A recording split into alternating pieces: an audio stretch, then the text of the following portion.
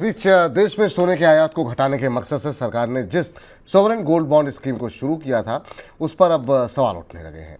एक तरफ इस स्कीम पर सरकार की देनदारी बढ़ती जा रही है और दूसरी तरफ सोने के इंपोर्ट को घटाने में भी उतनी सफलता नहीं मिली है। स्कीम की पहली खेप में सरकार ने जो गोल्ड बॉन्ड जारी किए थे उसके लिए सोने का भाव 3007 रुपये और 3150 रुपये प्रति ग्राम तय किया गया था, लेकिन अब भाव इसके मुकाबले दोगुने से भी ज़्यादा है और बॉन्ड की मैच्योरिटी पर सरकार को उसका भुगतान करना पड़ रहा है।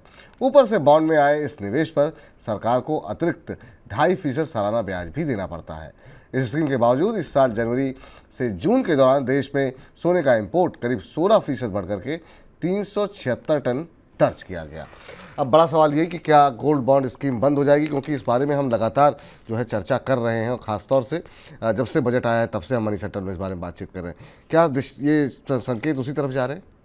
बिल्कुल, देखिए ये बड़ा एक ऐसी खबर है जिसको बहुत सारे लोगों से, जिसका मतलब है गोल्ड बॉन्ड में तमाम लोगों ने निवेश किया और सरकार ने अपनी पीठ थपथपाई की। देखिए गोल्ड मोनेटाइजेशन स्कीम की जितनी भी ट्रांचेज आई उनका सब्सक्रिप्शन बहुत अच्छा हुआ, लेकिन ये गोल्ड बॉन्ड स्कीम आई क्यों थी? देखिए ये दो स्कीम एक साथ आई थी। अगर हम शुरुआत करें 2015 से तो ये दो स्कीम एक साथ आई थी।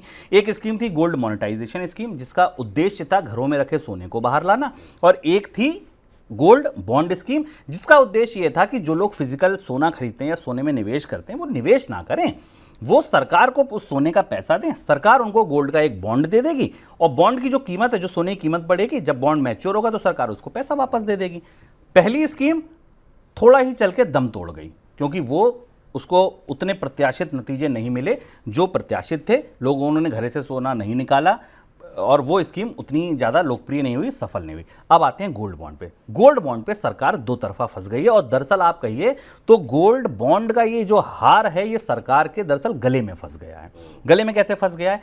देखिए, सरकार ने गोल्ड बॉन्ड का, सरकार के पास गोल्ड बॉन्ड का पैसा आया तो सरकार ने एक तरीके से ये पैसा कर्ज लिया। कर्ज क्यों लिया? क्योंकि इसके बदले सरकार ने कुछ दिया नहीं, एक आरबीआई का कागज दिया जिस कागज पे ये लिखा था कि शुभम शंखधार ने इस भाव पर 10 ग्राम, 20 ग्राम या 50 ग्राम सोना खरीदा है जिसकी मैच्योरिटी 8 साल के बाद इस तारीख पर है। तो इसका मतलब क्या हुआ? उस समय तो वो सरकार को पैसा मिल गया, तो सरकार ने एक तरीके से कर्ज लिया।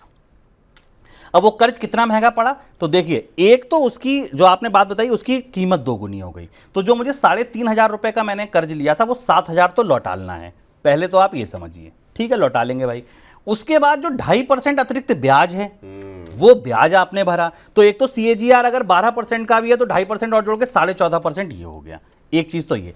अब दूसरी तरफ चलिए, ये स्कीम लाई क्यों गई थी? उद्देश्य क्या था? उद्देश्य ये था कि आयात कम हो, आयात कम हो जिससे कि विदेशी मुद्रा भंडार कम जाए। तो क्या आयात कम हुआ?